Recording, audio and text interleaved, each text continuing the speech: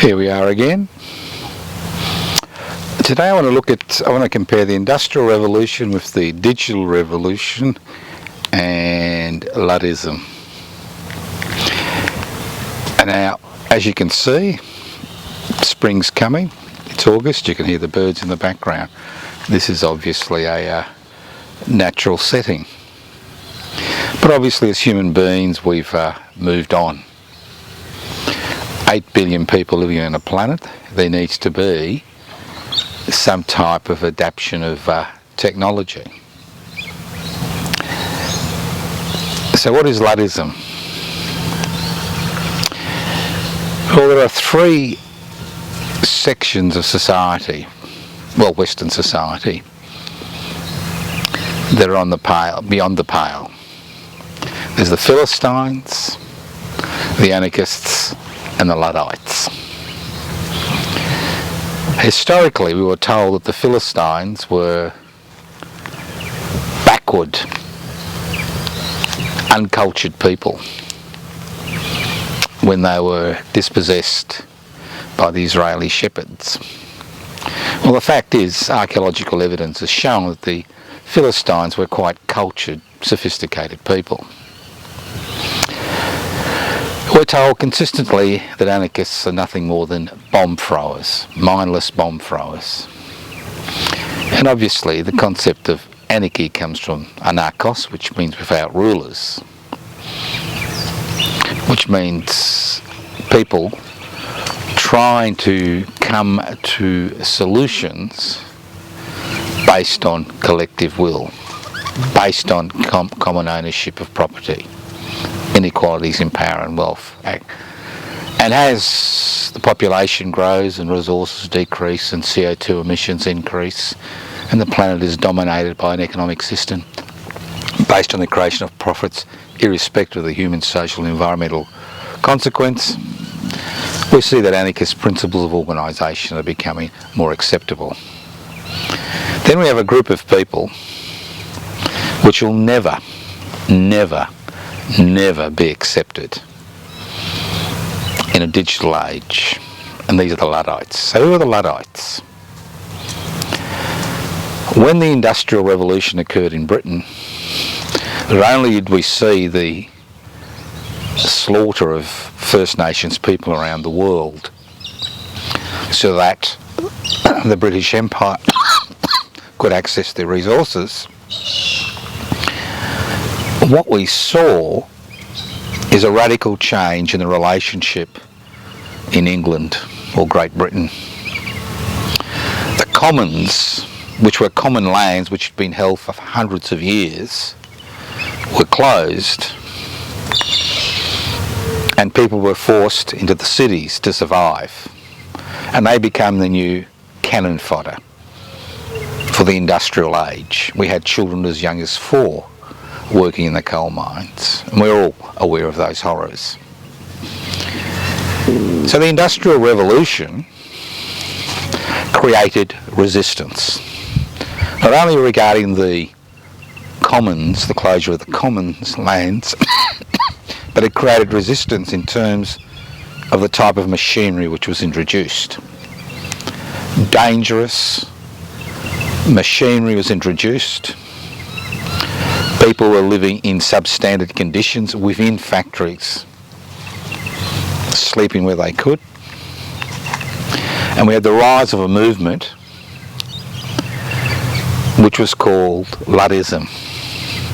Now, Ned Ludd historically never existed. He was the mythical leader of the Luddites. Now, the Luddites weren't as portrayed mindless machine smashers. The Luddites wanted to incorporate machinery to improve their lives and also improve the products which we produced.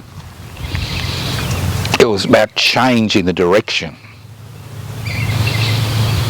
of the Industrial Revolution to incorporate the workers who were involved in making those profits and ameliorating the conditions they found themselves in.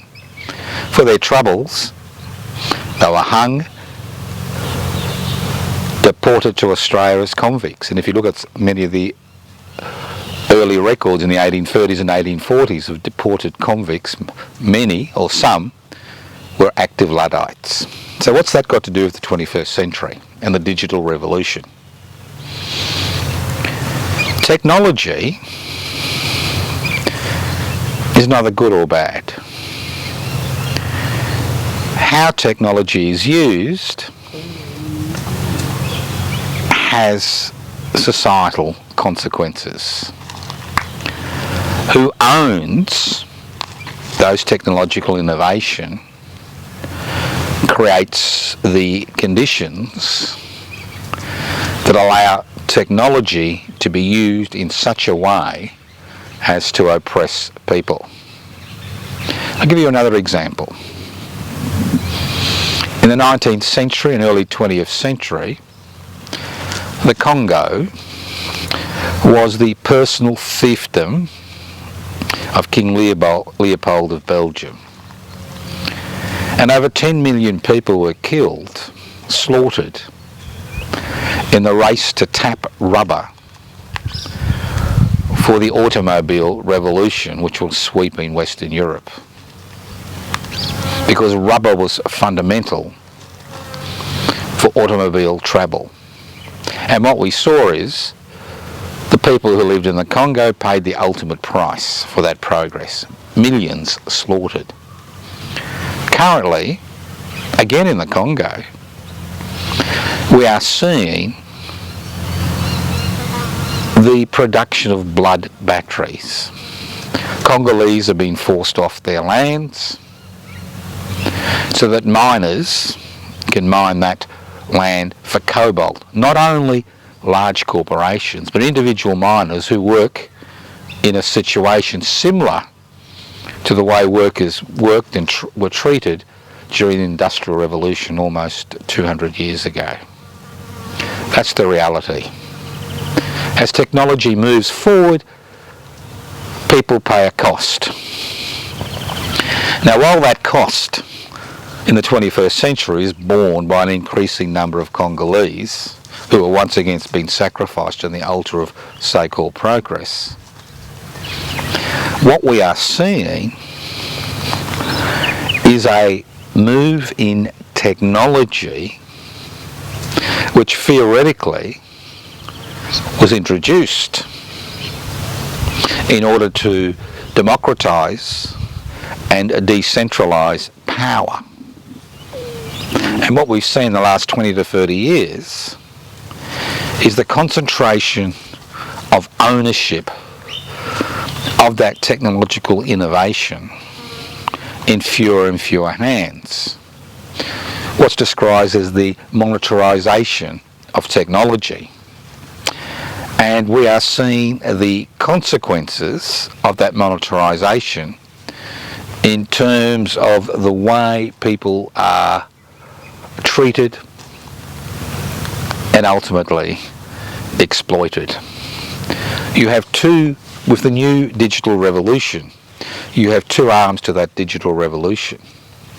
You have the monetarization of that digital revolution based on the corporatization of processes and ideas which belong to private companies and their shareholders. At the same time, you have the power that is generated by digital technology now being harnessed by authoritarian regimes in order to control their population. Things like facial recognition technology, which is all the norm in many countries, where you can actually monitor individual citizens based on their facial features. And the list goes on and on. So you've got the corporate centralisation of power and the centralisation of wealth. Digital technology should, in many areas, liberate us from the burdens of non-productive, boring, repetitive labour. But what we are seeing is that digital technology is now being used to dominate people. Not only dominate them, but actually push them in directions which they don't want to move into. All on the altar of convenience. So little by little, we lose what little authority, autonomy we have as individuals, as we're pushed and prodded like sheep into adopting digital technology, not necessarily because it's good for us, not because it's more convenient, but it's more convenient for those who support the centralisation of power and the centralisation of wealth. So what we are seeing is the loss of individual autonomy, the loss of the individual's ability to function without being incorporated in that digital revolution. This is where Luddism becomes important, the concept of Luddism, 21st century Luddism. Now, I like to describe myself as a 21st century Luddite, not because I'm against technology. I am quite happy to use the innovations which are created by technological advances, as long as they're not used to coerce us into patterns of behaviour which don't suit us, but suit those who employ us, suit those who control the means of production, distribution, exchange and communication, and suit those elements of a government which want to maintain the status quo and use technological innovation to control people. So the time has come for active resistance, not in terms of machine smashing, but in terms of resisting. So we are now faced with this dilemma. What elements of technology do we accept? Which elements do we resist? How do we as individuals resist the digital revolution, which concentrates power and wealth in fewer and fewer hands? Because that is what's happening today in the 21st century. That's why 21st century Luddism is a new emerging political ideology, not based on the rejection of technology for technology's sake, mindless machine smashing, but based on the rejection of the principles which underlie that technological innovation. Principles based on the centralisation of power, principles based on the centralisation of wealth.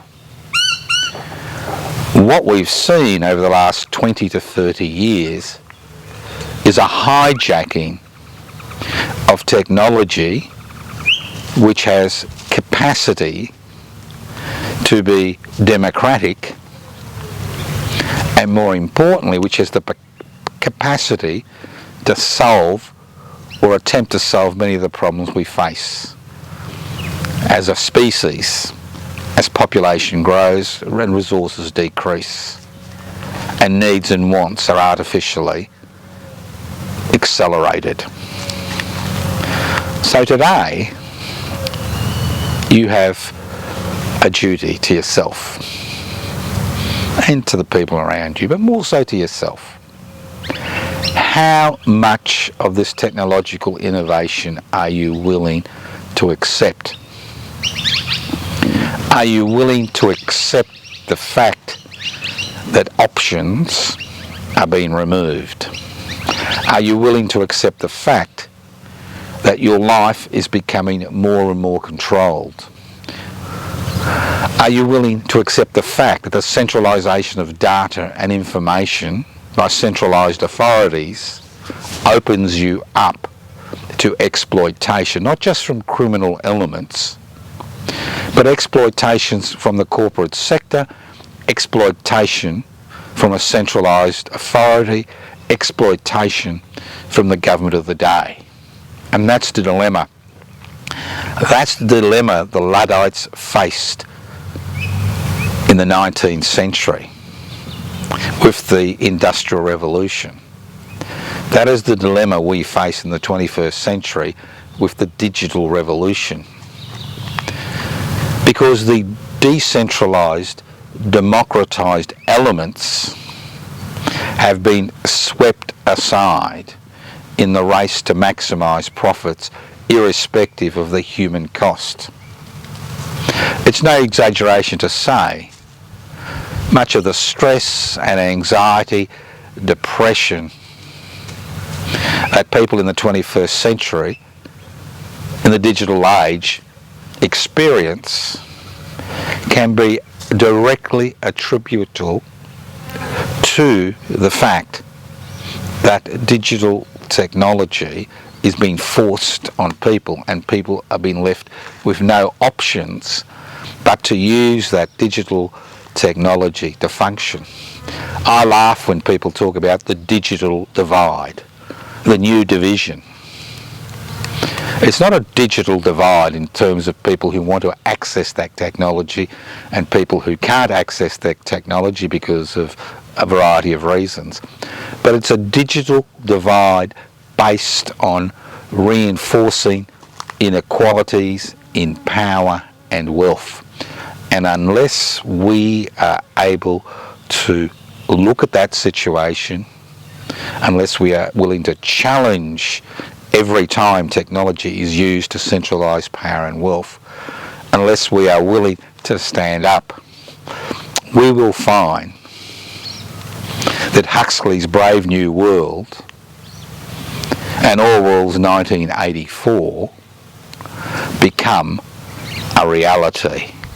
And that's the reality we face if we don't oppose the inappropriate use of technological innovations, whether it's in the digital space, whether it's in medical research, whether it's in the application of the digital world in order to maximise profits and contain us as individuals and a society. There will be a cost, and that cost will be borne by you unless you are willing to look at what's happening in the digital world.